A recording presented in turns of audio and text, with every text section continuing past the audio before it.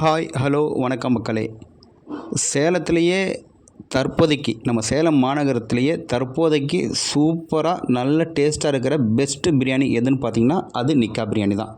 நாங்களும் ஆர்டர் பண்ணியிருந்தோம். ஒரு 500 இருந்ததுன்னா அதுக்குள்ளார நீங்கள் ஆர்டர் பண்ணிக்கலாம். கொஞ்சம் காஸ்ட்லி தான், பட் ஆனால் டேஸ்ட் உங்களுக்கு நல்லா வேணும்னா நீங்கள் கண்டிப்பாக காஸ்ட்லியாக போய் தான் ஆகணும். இப்போது சேலத்தில் இதுதான் ரொம்பவே நல்லா இருக்கிற ஒரு பிரியாணி. பிரியாணிக்குன்னு ஒரு தனி மவுஸு எப்படி வந்ததுன்னு தெரியல. பட் இப்போது ஆல் ஓவர் இந்தியா பிரியாணின்னாலே அது ஒரு தனி ஸ்பெஷல் ஃபுட்டாக ட்ரீட் பண்ண ஆரம்பிச்சிட்டாங்க. ஸோ இனி வருங்காலங்களில் இது இன்னமும் அதிகமாகுமே தவிர பிரியாணியோட மவுஸ் குறையிறதுக்கு வாய்ப்பே கிடையாது. நாங்கள் இப்போ வாங்கின அந்த நிக்கா பிரியாணி பாக்ஸ் தான் ஓப்பன் பண்ணுறோம். பார்த்தீங்கன்னா தனியாக உங்களுக்கு சீக்கிரம் ஓப்பன் பண்ணுறாடே அப்பா. ஒரு யூடியூபர் ஆகலைன்னா விட மாட்டீங்க போல இருக்கே. என்னடா உருட்டின்னு இருக்க, டக்குன்னு ஓப்பன் பண்ணுறா.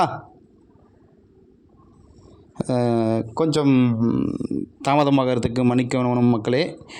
இப்போது பார்த்தீங்கன்னா பிரியாணி எங்கேருந்து வந்துச்சு, எப்படி வந்துச்சு அப்படிங்கிற வரலாறுலாம் நமக்கு தேவையில்லை. நம்ம சாப்பிடும்போது நல்லா டேஸ்ட்டாக இருந்துச்சுன்னா பிரியாணி சூப்பர்னு சொல்ல போகிறோம், இல்லைன்னா பிரியாணி சுமார்னு சொல்ல போகிறோம். ஒரு வழியாக ஓப்பன் பண்ணிட்டேன். டேய் ஓப்பன் பண்ணுறோம். இந்த பிரியாணி பாக்ஸ் பார்த்திங்கன்னா நமக்கு ஓப்பன் பண்ணிட்டோம். பிரியாணி பாக்ஸில் பார்த்திங்கன்னா ஒரு எக்கு கொடுத்துருக்காங்க, பிரியாணி சுட சுட கொடுத்துருக்காங்க. பிரெட் அல்வா ஸ்பெஷல் திங், நமக்கு பிரெட் அல்வாவும் சேர்த்து கொடுக்குறாங்க. பிரெட் அல்வா கொடுத்துருக்காங்க. அப்புறம் இது கத்திரிக்காய் பச்சடி கொடுத்துருக்காங்க.